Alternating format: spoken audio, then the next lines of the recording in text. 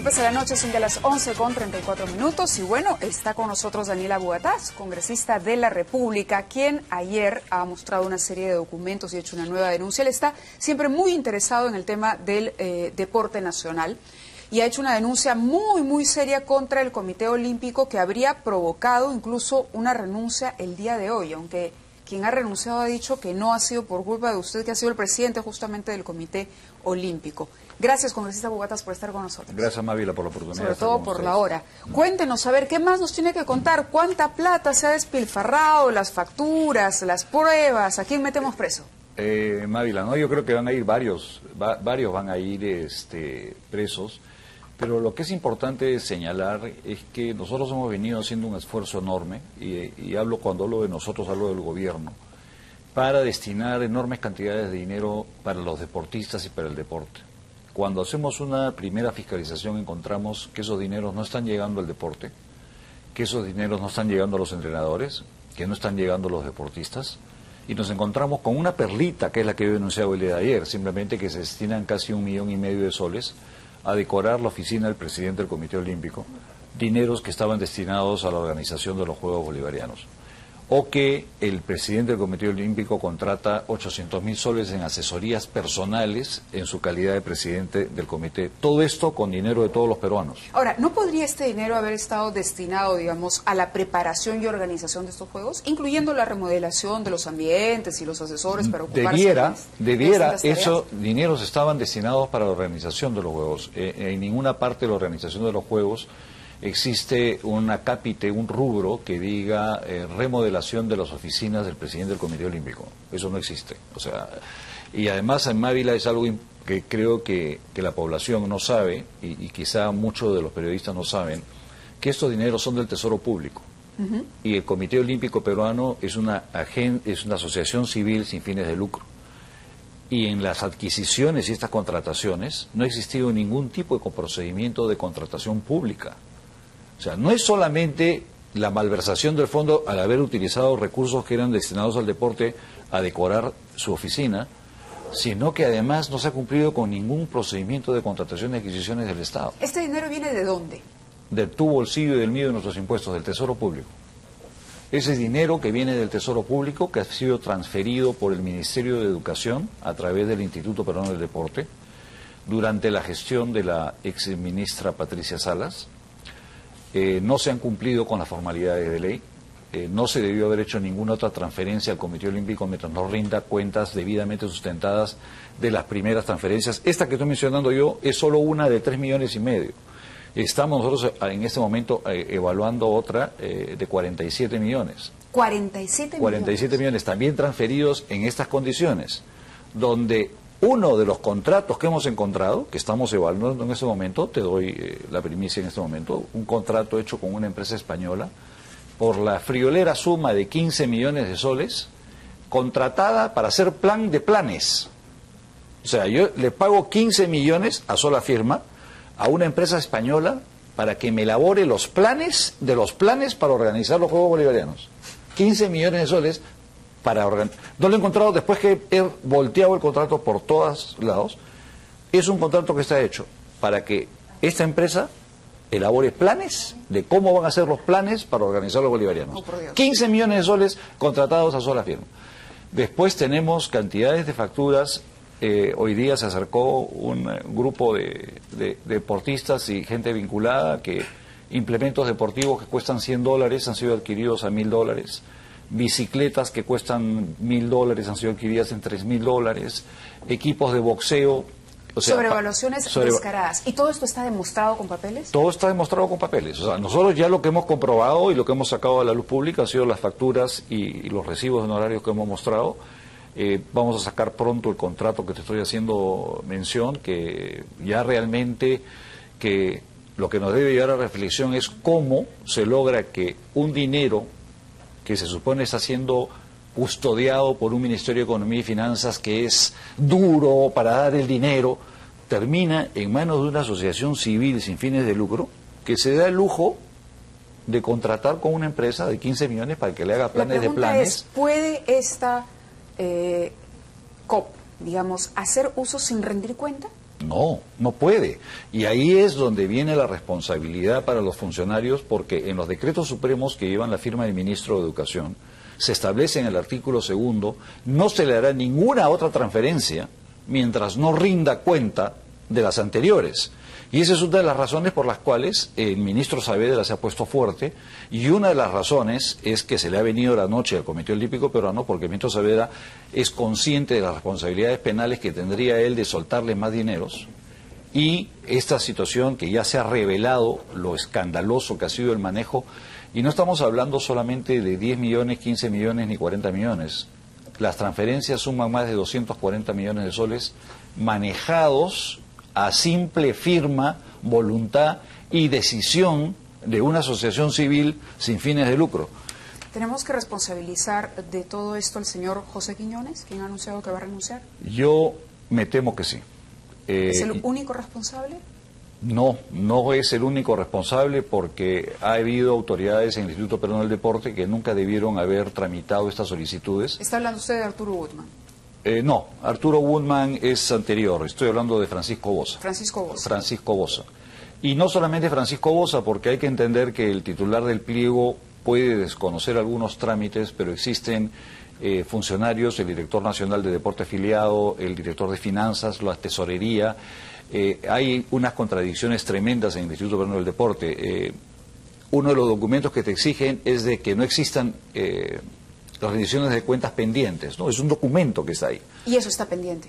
Dicen que no. O sea, hay una funcionaria... ¿se ha aceptado la sobrevaluación? No, lo que hacen es, emiten un documento que dicen que ya han rendido todas las cuentas. Y en el mismo mes tienes otro documento del mismo Instituto Peruano del Deporte diciendo que no han rendido las cuentas. Es más, dicen que no rinden cuentas desde el año 2011.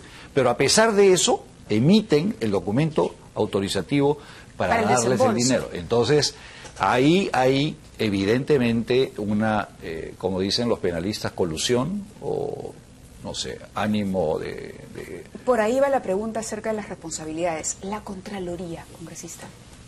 Nosotros venimos denunciando esto ya con un buen tiempo atrás. La Contraloría está al tanto de todo lo que estamos diciendo el día de hoy. Pero la Contraloría está ahí y usted me está hablando de que continúan los desembolsos y ya tiene conocimiento. ¿Qué te puedo decir, Návila? Yo he tenido que salir con esto porque se viene una campaña justamente mediática para presionar al gobierno, diciendo que el gobierno está obstaculizando la gestión de los Juegos Panamericanos de Lima 2019, que es una tremenda responsabilidad para nuestro gobierno y para los gobiernos siguientes, cosa que no es cierto. O sea, lo que tiene que saber la población es que en las condiciones que nos encontramos el día de hoy, si los dineros de un campeonato pequeñito como los Juegos Bolivarianos han resultado siendo un desmadre, por decirlo menos, imagínate tú una inversión de 2.000 millones de dólares que además pretenden manejarla ellos, cosa que nunca ha ocurrido. O sea, yo tengo muchos años en el deporte, Mávila. Yo he sido director del Instituto Peruano del Deporte. Hasta donde yo tengo conocimiento, nunca se efectuaban transferencias de dinero al Comité Olímpico Peruano, sino el IPD asumía los costos que le correspondían. Si era una delegación peruana que iba a un juego olímpico, se pagaban los pasajes, se pagaban los uniformes, se pagaban las dietas, lo que había que pagar. Nunca se le entregaba dinero porque el Comité Olímpico no reporta al Estado peruano. El Comité claro, y menos Olímpico, para planes de planes. Así es. Y menos, esa la de planes, ¿no? Para planes, esa sí, no se la sabían No ni, me diga, ¿está ni escrito Orellana. Ni... No se la sabían ellos, o sea, no, vamos avanzando, o sea, no, está genial esa, plan de planes, o sea, me parece genial. No me diga que hay un documento que dice eso, ¿dice plan de planes? Bueno, te lo voy a ¿O enviar. es una conclusión suya? Es una así, conclusión mía porque la verdad... el humor que le conocemos, la ironía que le conocemos. La verdad que tratando de entender lo que quieren decir, ¿no? O sea, revisar y supervisar los planes que serán elaborados por terceros, pero sin asumir las responsabilidades de los terceros en los planes que van a... O sea, es un trabalenguas que al final, y yo lo he hecho revisar por 2 abogados, me dicen... Yo le dije, ¿es un plan de planes? Sí, señora Botas, es un plan de planes. Pero podríamos llevar un lingüista también. Eso sí me ayudaría bastante. Bueno, quería preguntarle por el tema Burga también, aprovechando que lo tenemos aquí, pero me piden hacer un corte y regresamos con ello.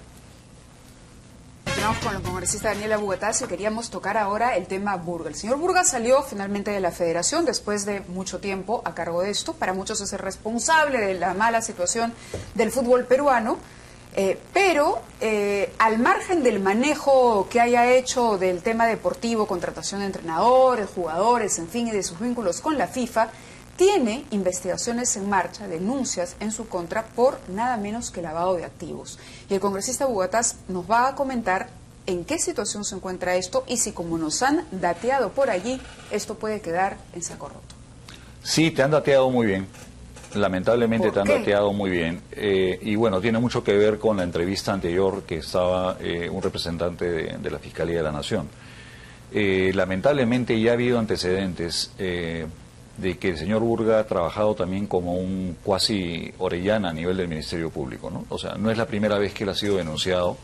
Inclusive en la primera denuncia que elaboró la procuradora Julia Príncipe, el atestado que había elaborado la policía fue sustraído del expediente.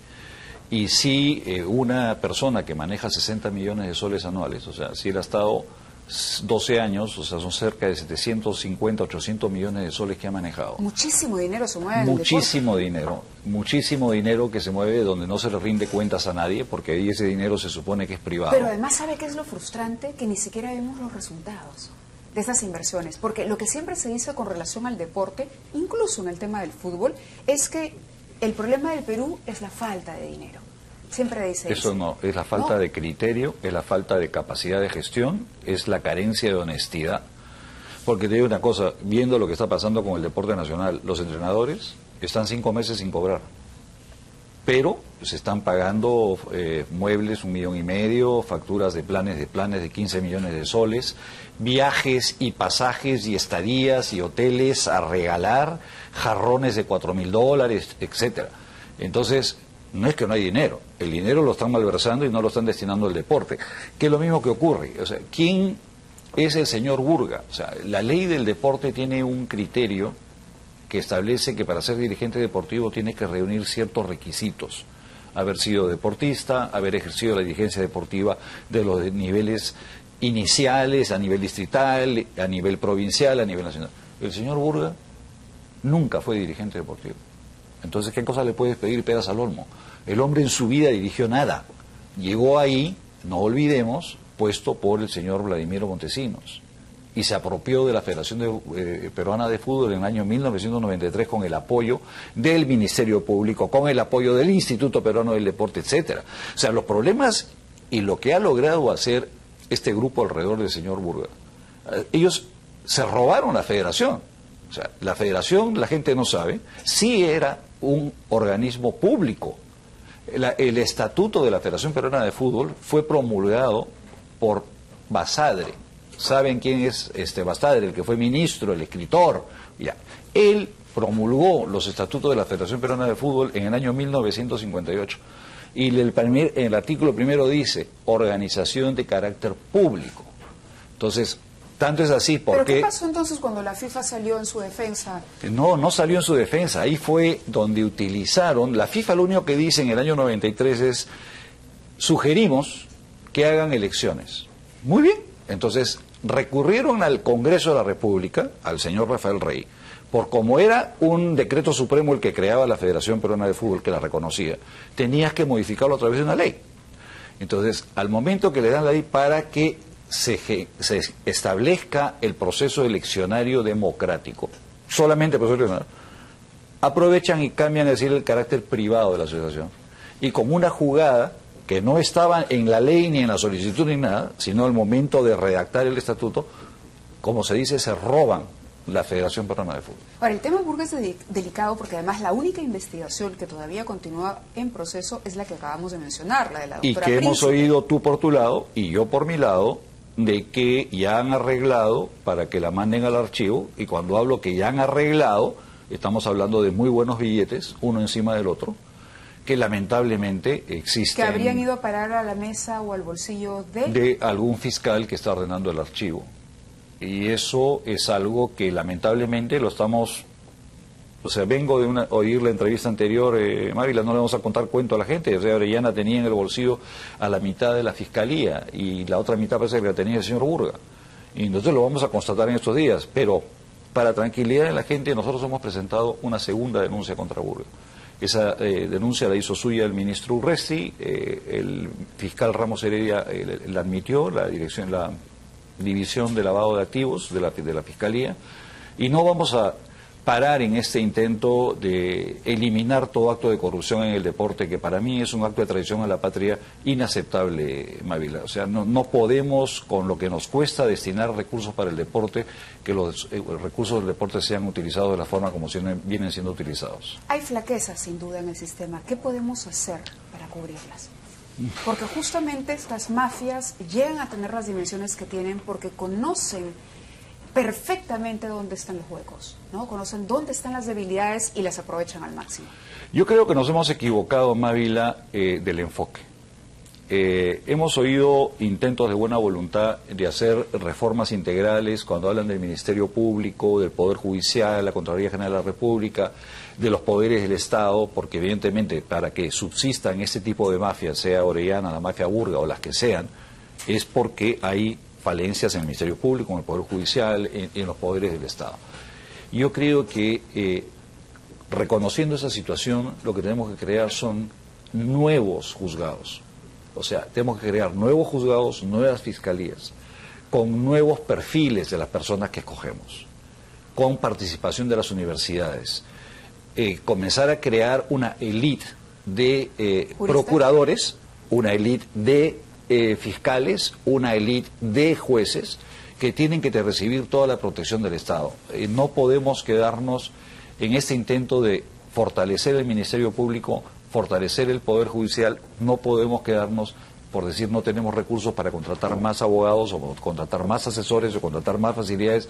Yo creo que no se trata de destrozar lo existente, pero ya hemos visto que hay miles de reformas. Tenemos el Consejo Nacional de Magistratura, tenemos las oficinas de control interno y no logramos. Yo creo que tiene que haber un trabajo de valores, un trabajo de ética, tenemos que hablar de motivar, crear una conciencia de lo que es un fiscal. Yo conversaba el otro día con un funcionario de la Embajada Americana y él no entendía cómo en el Perú, hablando del caso de Ramos Heredia, un fiscal de la Nación podía estar en la situación que se encontraba. Pero eso es que es en Estados Unidos, el equivalente al fiscal de la Nación es más poderoso que el propio presidente de Estados Unidos. Pero estamos hablando de eso. Entonces, a eso es a donde tenemos que apuntar. Le pido que me acompañe porque nuevamente acá nos están queriendo acosar. Sí, yo nos distrae. Sí, esas muecas que nos hacen. No, sí, me distrae a mí porque yo... Sí, usted mire, vamos a la pausa y regresamos con la última. Conversando con el congresista Daniel Abuetá sobre esta situación singular, única y que no se ve en otros países del mundo, acerca del fiscal de la Nación suspendido, el señor Ramos Heredia. Y de verdad usted me decía que hablaba con un funcionario de la Embajada Americana y que le decía esto es de otro planeta. Esto sí, esto parece... Pero ¿cuál hubiera sido la salida en ese caso? Mira, si no se le suspende. En este caso, te lo digo por las implicancias que tiene haber llegado al extremo de suspender al fiscal de la Nación, hubiera no hacer nada. O sea, yo no hubiera hecho nada. Porque ya con esto se está desmoronando todo el sistema. O sea, ¿quién va a creer en su sano juicio en lo que pueda resolver un fiscal el día de mañana? O sea, ¿cómo le puedes decir tú al ciudadano, oye, confía en lo que te dice, o tú vas a estar protegido, porque el fiscal protege, ¿no es cierto? Es el que persigue el delito genera víctimas, y las víctimas esperan que el Estado a través de sus fiscales los protejan. Oye, pero este fiscal y otro fiscal están en esto, están en el otro. Entonces, en el momento que ya se pierden toda credibilidad, que es lo que está ocurriendo, entramos en una situación muy seria que nos puede llevar a un caos, nos puede llevar al desmoronamiento de la sociedad peruana. Porque si ya no hay credibilidad en el Ministerio Público, no hay credibilidad en el Poder Judicial, entonces que campea la delincuencia, la mafia, el caos. Como ayer yo conversaba en otro programa, ¿no? Nos llama la atención de que haya salido irregularmente del país el señor Martín Belaúnde. Claro, ¿cómo es posible que haya ocurrido Sí, pero eso? si todos los días entran 1000 camiones con contrabando de Bolivia por la frontera peruana. Está bien, pero... O sea, es que no está bien, es que no está bien. No, o sea, pero me refiero a que El señor Belaúnde Locio no era cualquier camionero. No, pero te digo, o sea, si 1000 camiones se escapan, 1000 camiones con contenedores de 40 toneladas cada uno, ¿cómo, vamos a decir, oye, cómo se nos escapa uno? Oye, se te escapan kilómetros de camiones todos los días, Mávila. Pero ¿sabe qué fue lo peor de eso? Ver la cara desencajada, el rostro desencajado del ministro Urresti, luego de que Ramos Heredia dijera que ya se le había ubicado hace 48 horas. Porque, sobre todo, el ministro Urresti, más bien, venía proyectando la imagen de una persona segura de lo que hacía. El estilo puede ser cuestionable, pero él venía señalando capturado a tal, les puedo dar la noticia para Año Nuevo, pero había toda una situación legal que iba a proteger a Martín Belaúnde Locio. Entonces él mismo sabía que estaba anunciando una captura que no iba a poder ejecutar. Sí. No, es muy delicado el tema de lo que ha ocurrido con Belaúnde Locio, sobre todo que la información llega al Perú a través de la negativa de poderlo detener de parte de Interpol. Claro. No, Interpol parece que oficia a la Interpol peruana. La Interpol peruana se comunica con la Fiscalía, que es la que ha dado la orden de captura, y le dicen, señor, no podemos detenerlo en Bolivia porque en Bolivia necesitamos la sentencia o resolución de un juez para que ordene la captura. Eso lo sabían todos, esa información hasta dónde había llegado, cómo es que el fiscal de la Nación suelta esta información. O sea, cuando a primera instancia él suelta la información de la impresión consigo y dice, señores, como que ustedes sabían y no han hecho nada, después aparentemente no ha sido así, o sea que la información había llegado a la Fiscalía, más bien no había sido socializada, por decirlo de una manera, con la Policía Nacional o con el Ministerio de Justicia, con los procuradores que tienen que hacer las acciones. O sea, es un caso, te digo que desde mi punto de vista desmorona todo el sistema de justicia, o sea, toda la lucha contra la corrupción. ¿Incluye sí, a los ministerios que tienen que ver con el tema? ¿Justicia? Por supuesto. O sea, pero digamos, yo no quiero decir que estamos cortando, tenemos que cortar todos los brazos, todos los árboles y derruir todo, incendiar el bosque, no. O sea, hay puntos flacos en el Ministerio de Justicia, hay puntos flacos en el Ministerio del Interior, en la Policía Internacional nuestra, que es la que representa al Interpol, que sabemos y estamos viendo que el Ministerio Público y el Poder Judicial también tienen tremendos forados. Entonces, por eso yo insisto, no podemos rendirnos. O sea, lo peor que nos podría pasar en este momento es rendirnos. Y decir, así son las cosas así en son el las Perú, cosas. pues ¿qué vamos a hacer? Yo creo que es lo que hay. Yo creo que tenemos que apostar a una nueva generación, y eso es parte de lo que en el Perú no se está entendiendo. Yo te quiero llevar por un momento a la ley Estapulpín de los jóvenes, ¿no? Cuando el Estado toma la decisión de invertir 2.500 millones de soles en capacitar a estos jóvenes que nunca han tenido una capacitación laboral, dinero que sale del Tesoro Público, así como ese dinero que se tiran haciendo muebles y oficinas en el Comité Olímpico Peruano, este dinero iba a ir dirigido a los jóvenes. ¿Qué ha fallado? ¿La comunicación? Lo que ha fallado es... bueno, siempre es fácil decir que la comunicación es lo que ha fallado. O sea, algunos han dicho que incluso hay una ley MIPE que ya contiene mucho de lo que contiene esta ley. Todo lo que tenemos es peor de lo que tiene esta ley, Mávila. Yo he estado tratando de hacer entrar en razón a través del Twitter a la gente, pero me decían, no van a contratar, pero si en este momento no contratan porque tienen la opción de contratar con recibos profesionales o recibos de honorarios, como les llaman, y no tienes ni CTS, ni vacaciones, ni absolutamente nada. Tú cobras, te descuentan un 10% y te vas a tu casa. Te enfermas, no te enfermas, es tu problema. Entonces, lo que no se ha comprendido es que ese es un sistema, es un régimen para comenzar a cambiar el país. O sea, ¿por qué es lo que queremos? Queremos empresarios que estén motivados, porque si el Estado me da el dinero para capacitarlo, yo contrato a este joven. El Estado me va a pagar el primer año de seguridad social, yo contrato a este joven. ¿Por qué? Porque yo me voy a beneficiar porque voy a tener un trabajador mejor preparado y el Estado me está ayudando. Ese ha sido el objetivo. Ahora, ¿por qué es que no han logrado comunicarlo adecuadamente? Creo que yo la conclusión porque la falta calle, ¿no es cierto? O sea, este es un tema que escapa a los libros de Fishman o a los libros de... O sea, esto no es un tema de escritorio. Esto no es... O sea, tú no puedes poner a explicar... Y a propósito de escritorio y de Twitter, si perdóneme que lo interrumpa, pero el tiempo ya nos gana, este tema del ministro Urresti, ¿Cómo va a responder el ministro Urresti así, lanzar esos tweets? Bueno, usted era bravo, se ha moderado un poquito también. No, pero usted era bravo. No, yo soy bravo en el debate. Yo soy bravo en el debate y yo en tweets nunca he tenido ese tipo de... Porque entiendo que hay normas, hay reglamentos, uno tiene que cuidar los límites. Bueno, por ahí incluso las malas lenguas dicen, es... lo que pasa es que el congresista ha hecho media training con el ministro Urresti. ¿Cómo va a ser? ¿Cómo va a ser, congresista? Porque usted fue el primero que se refirió a Müller en los términos que se ha referido el ministro. Sí, pero yo me refiero a Mulder en persona, ¿no? O sea, yo cuando tengo, y son debates en el Parlamento, que es el foro del debate, ¿no? O sea, yo nunca he utilizado las redes para ese tipo de situaciones, pero no creo que nos hagan bien. O sea, sobre todo viendo todo el escenario que tenemos, ¿no? O sea, un Ministerio Público desacreditado, un Poder Judicial desacreditado, un Poder Legislativo en la lona, me incorporo yo, un Poder Ejecutivo con también problemas de identidad, ¿no es cierto? O sea, como una ley tan importante como esta no se ha logrado comunicar adecuadamente a la población, resaltar los beneficios. Elevar el nivel, ¿no? Y eso, en eso coincidimos plenamente. Pero Mari, no sé si tienes un minuto más. Sí. O sea, eso que tú has mencionado, elevar el nivel. A mí me interesa este tema de la ley laboral juvenil especialmente, porque es un tema medular en el desarrollo del país. No porque la ley laboral juvenil vaya a ser la solución o la panacea a todo el problema, no. Nosotros tenemos un régimen laboral que es el que genera la propia informalidad que hay en el país. No, entonces, pero además yo le agregaría a esa reflexión otra.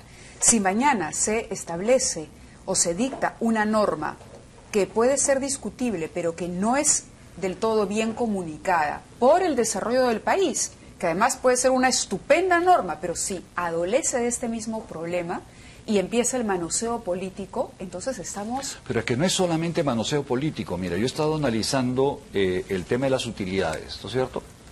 O sea, todo el mundo dice, ¿cómo no le vas a dar utilidades a los jóvenes? Los oyentes que nos están viendo, la gente que está en las redes, ¿sabes cuántos trabajadores tienen derecho a utilidades en el Perú con el régimen general? Poquísimos. El 8%. Claro, poquísimo. El 8% de los trabajadores en el Perú tiene derecho porque solamente se aplica a empresas de más de 20 trabajadores. Y en el Perú son menos de 8% de las empresas, lo que pasa es que la cifra incluye de 10 a 20. Tengo las cifras oficiales que me las ha dado la SUNAT el día de hoy. Entonces, en el Perú, el 92% de los trabajadores no tienen derecho a vacaciones. Y es uno de los grandes reclamos del día de hoy, y nadie se atrevió a explicarles hoy, señores, esta ley no regula esto, y las vacaciones son en base al número de trabajadores que tienes, no en base a tu calidad de contratado. Muchísimas gracias. Me encantaría poder seguir conversando, pero la señorita de las muecas ya está... No, ya vamos a tener que hacer algo con la señorita de las muecas, porque la verdad que me pone nervioso. Muchísimas gracias, sobre todo por la hora, ha sido...